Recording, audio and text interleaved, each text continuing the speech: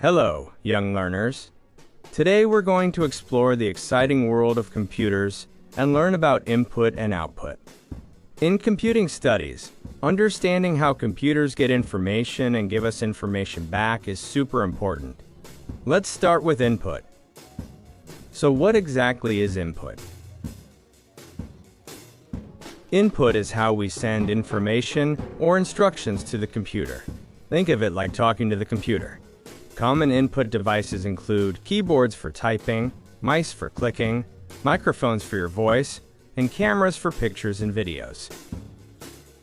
Let's see these input devices in action. With a keyboard, you can type letters and numbers to write stories, messages, or solve math problems on the computer.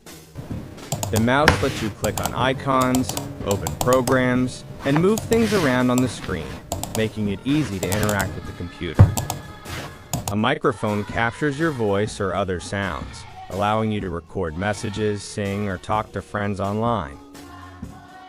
And with a camera, you can take amazing pictures and record videos, capturing all your favorite moments and sharing them.